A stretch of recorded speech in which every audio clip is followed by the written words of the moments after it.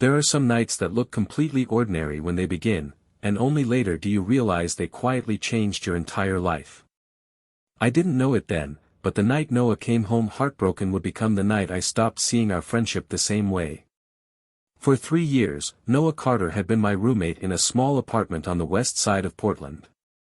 We shared rent, argued over groceries, ruined dinners together, and somehow turned a tiny apartment into a place that felt like home.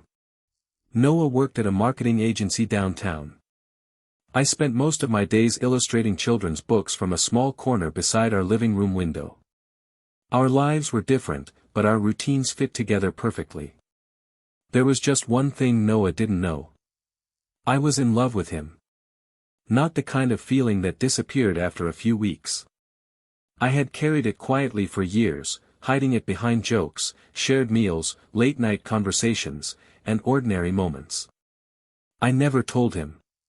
Losing Noah as my friend scared me more than never having him as anything else. That Friday afternoon, everything seemed normal. Soft music played in the apartment while I worked on an illustration. A tray of cinnamon rolls sat on the kitchen counter, filling the room with a warm, sweet smell. Then my phone buzzed. "Noah, dinner with Melissa tonight. Wish me luck." I smiled. "Me, you'll be fine. Just save me some dessert." He sent back a laughing emoji. I put my phone down and returned to work, reminding myself that loving someone sometimes meant wanting them to be happy, even when you knew you might never be part of that happiness. By evening, rain was pounding against the windows. I assumed Noah would stay at Melissa's place, so I kept working. Then I heard the front door. The keys rattled awkwardly in the lock. I looked up. Something was wrong. Noah never came home quietly. Usually, I could hear him laughing or talking before he even reached the living room. But tonight, the door opened slowly. He stepped inside, completely soaked from the rain.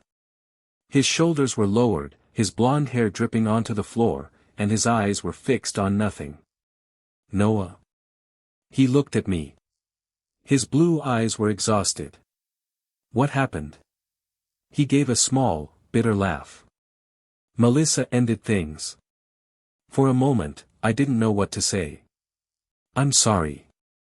He nodded and walked toward the couch.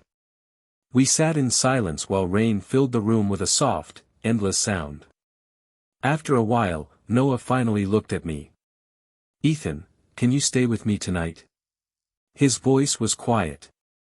"I really don't want to be alone." I answered immediately. "Of course." The tension in his face disappeared for a moment. "Thank you." I went to the kitchen and warmed the cinnamon rolls. Then I made 2 coffees, adding extra cream to Noah's cup without even thinking. After 3 years of living together, some things became automatic. When I returned, Noah had changed into an old gray sweatshirt and sweatpants. He looked at the plate in my hand. "You saved these for me?" I shrugged. "I always make enough for both of us." He smiled faintly. "I never noticed." "That's because you usually eat them before they cool down."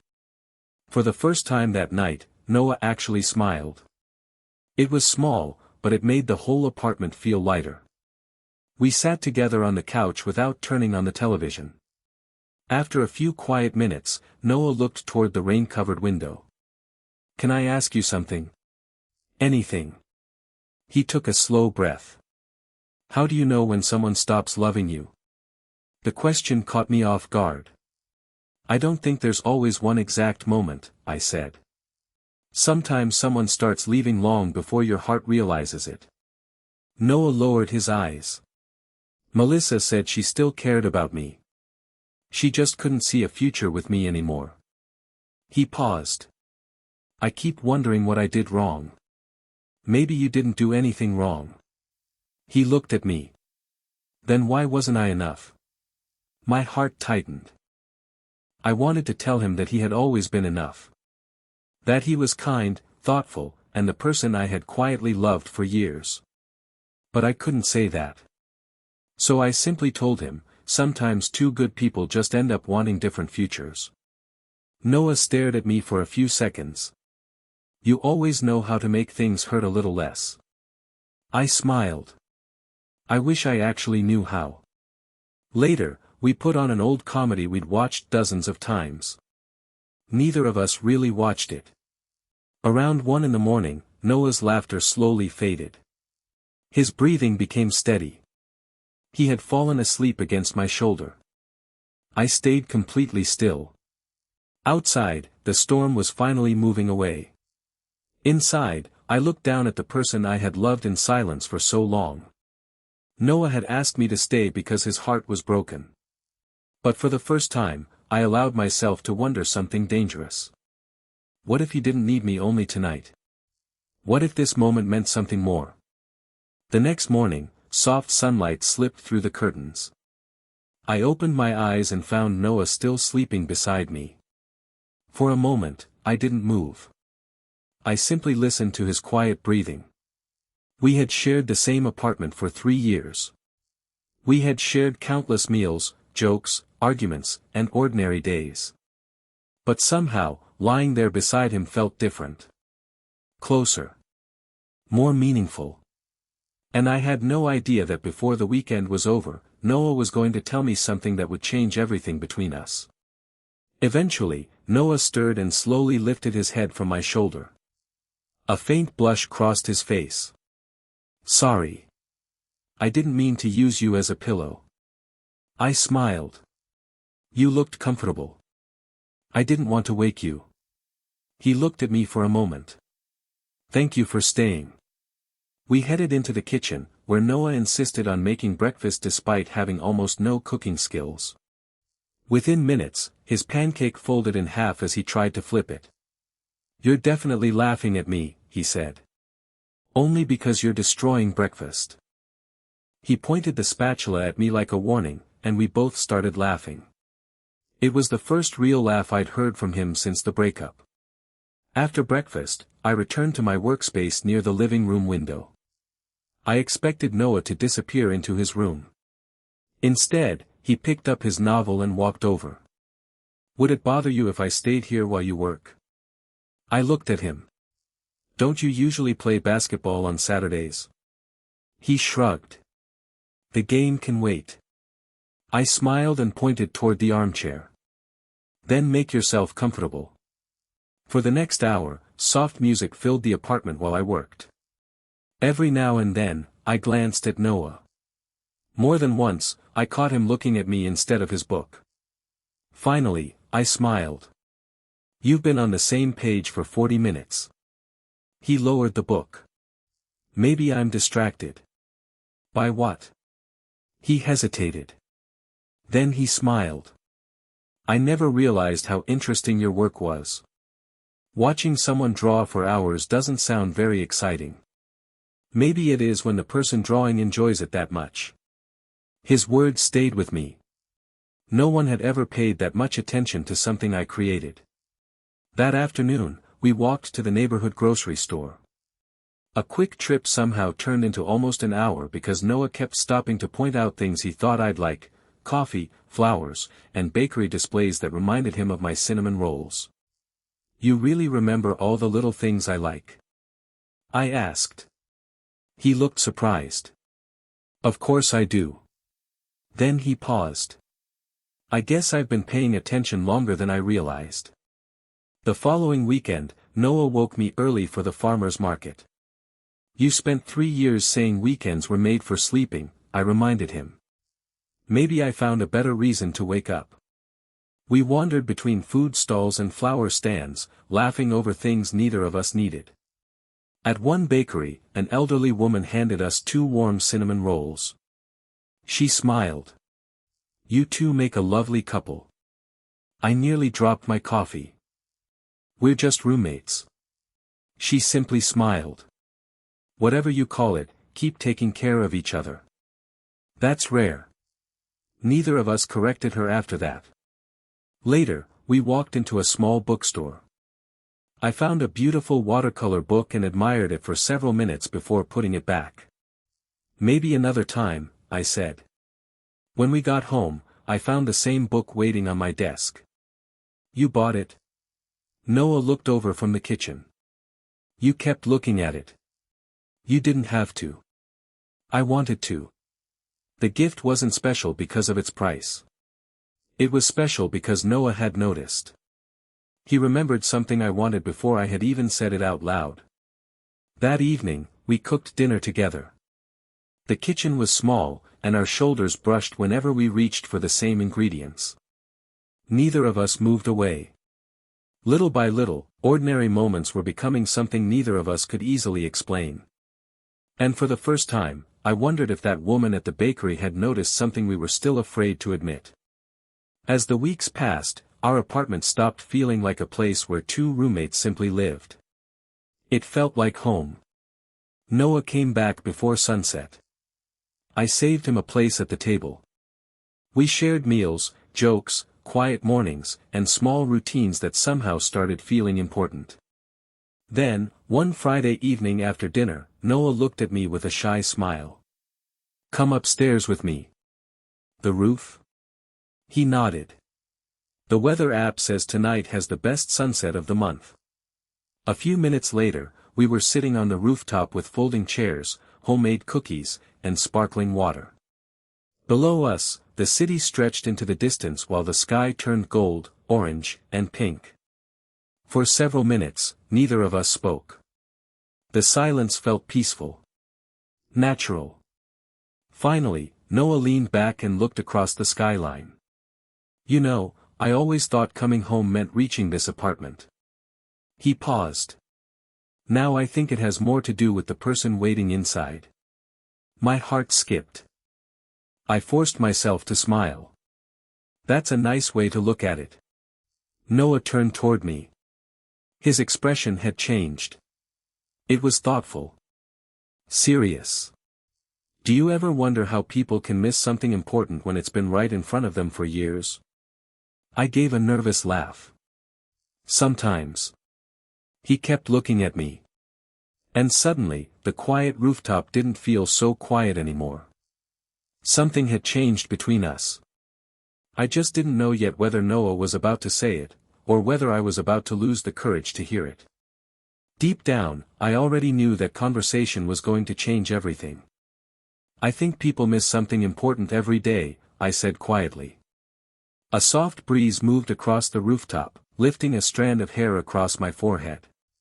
Before I could fix it, Noah reached over and gently brushed it aside. His fingers barely touched my skin. Still, the entire world seemed to go quiet. We looked at each other. There was uncertainty in his eyes, but there was something else too. Something warm. Something searching. My heartbeat quickened. Slowly, Noah leaned closer. Not confidently. Almost as if he was trying to understand a feeling neither of us had expected. I didn't move away. All those breakfasts, grocery trips, late-night conversations, and quiet moments suddenly seemed to lead toward this 1 second. Then his phone rang. The sound broke the silence. Noah pulled back and reached into his pocket. It's my sister, he said with an apologetic smile. I nodded, pretending the interruption hadn't affected me. After the call, neither of us talked about what had almost happened. We simply packed our things and went downstairs. But something between us had changed. The distance that once made everything safe was suddenly gone. For days, I couldn't stop thinking about that rooftop. The way Noah looked at me. The way he reached for me. And the frightening possibility that maybe I hadn't imagined what was happening between us. Hope scared me. If Noah didn't feel the same way, I could lose the friendship that meant more to me than anything. So instead of facing the feeling, I ran from it. On Monday, I accepted an opportunity to work from a creative studio downtown. It sounded like a career decision. The truth was simpler. I needed distance. I started leaving before Noah woke up and coming home late at night. The first evening I returned after 8, I found 2 plates waiting on the kitchen table. Noah looked up. You're finally home. The studio kept me late. His eyes moved toward the untouched food. I waited. I thought we could eat together. Guilt hit me. You didn't have to wait. He nodded, but I could see the disappointment on his face. Dinner was strangely quiet. We talked about ordinary things, but none of it felt natural anymore. And the same pattern continued. Morning coffee disappeared. Movie night stopped. The easy conversations we once had became shorter and more careful. Our apartment was still the same. But somehow, it felt emptier. By Friday afternoon, dark clouds covered Portland. While packing my laptop at the studio, my phone buzzed. Noah, what time are you coming home? I smiled before I could stop myself. Me, probably around 9. A moment later, another message appeared. Noah, I was hoping we could have dinner together. I stared at the screen. Then I replied. Me, I'll be there. That night, when I opened the apartment door, the lights were still on. Noah was sitting alone at the kitchen table. Beside him was an unopened board game we'd bought months earlier. When he saw me, he stood. I almost thought you weren't coming home tonight. I said I would. For several seconds, he simply stared at me. Then his expression changed. Ethan, did I do something wrong? My chest tightened. No. Why would you think that? He looked down. Ever since the rooftop, everything has been different. He took a breath. You leave before I wake up. You come home after I've already been waiting. Then he looked directly at me. And for the first time, I realized he had been hurting too. You barely laugh anymore, he said quietly. He hesitated. Yesterday, I was cleaning near your desk and saw a brochure from an apartment complex downtown. My heart sank. He had noticed. He had noticed everything. And suddenly, I understood that my attempt to protect our friendship might have been doing the exact opposite. Noah stepped closer. Are you planning to move out? I didn't answer immediately. Because the truth was, I had been thinking about leaving. But not because I wanted a different home. I was afraid of staying in the same place with someone I was beginning to love in a way I could no longer hide. My heart stopped. At first, I thought the brochure meant nothing, Noah said. But then I remembered how distant you've been all week. He looked directly at me. The thought of coming home one day and finding your room empty scared me more than I can explain. Rain tapped softly against the windows. I thought losing Melissa would be the hardest thing I'd go through this year, he continued. Then I imagined losing you too. His voice became quieter. And suddenly, I couldn't picture this apartment, or my life, without you. Every excuse I had prepared disappeared. You didn't do anything wrong, I whispered. Noah searched my face. Then why does it feel like you're trying to disappear? I took a slow breath. Because I thought it was the only way to protect what we have. Protect it from what? I looked down. From me. He stayed silent. The more time we spent together, the harder it became to pretend nothing had changed, I admitted. I was afraid I'd start hoping for something you could never give me. My voice shook. And I couldn't risk losing the friendship that means everything to me. Noah stepped closer. You really thought walking away would hurt less? I hoped it would. It didn't. His answer came instantly. Every morning you left before I woke up, the apartment felt empty. Every night, I waited to hear your keys at the door. I looked at him in surprise. I kept telling myself I was only missing our routine, he continued. Then I realized those moments were never small to me. He paused. After Melissa and I broke up, I thought I was grieving the future I'd imagined with her. His eyes met mine. But this week taught me something. He took a breath. The person I wanted to tell everything to was never Melissa. My heartbeat quickened. When something funny happened at work, I wanted to text you. When I found a new coffee shop, I wanted to take you there. A faint smile appeared. And every evening, I listened for your music before I even took off my shoes. The walls around my heart began to fall. I still don't have all the answers, Noah said. But I know one thing.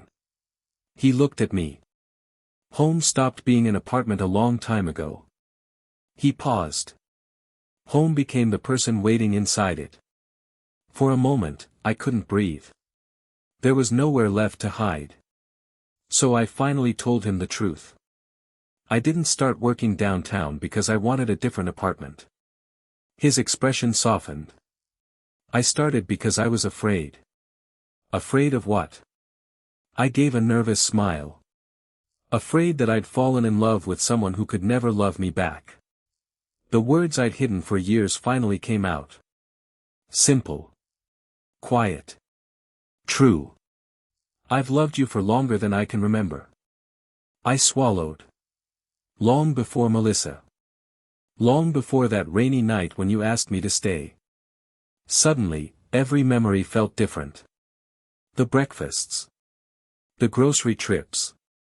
The rooftop. All those ordinary moments that had slowly become everything to me. When things started changing between us, I convinced myself I was imagining it, I said. So I tried to walk away. Noah listened without looking away. When I finished, a gentle smile appeared on his face. Do you know what I kept asking myself this week? I shook my head. Why losing you terrified me more than losing the relationship I thought I wanted. He gave a quiet laugh. At first, I blamed loneliness. His smile faded. But it was never about being alone. He glanced around our apartment. Every memory that makes this place feel like home has you in it. Slowly, he stepped closer. I still don't completely understand everything I'm feeling, he admitted. But I know this. He held my gaze.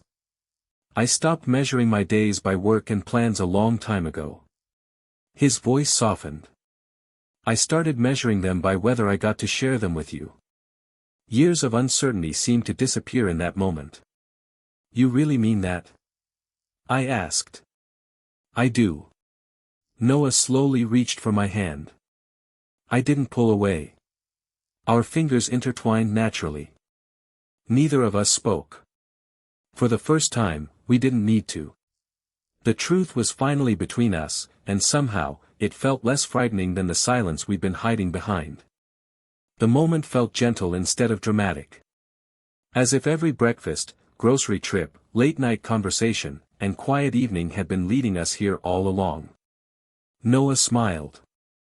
The night I asked you to stay, my heart was broken. He squeezed my hand. Now I'm asking you to stay because I can't imagine my future without you in it. Emotion filled my chest. I laughed softly. That's the easiest decision I've ever made. Outside, the rain finally stopped. Warm evening light filled our small apartment. Standing there, we both understood something important. Nothing extraordinary had brought us together.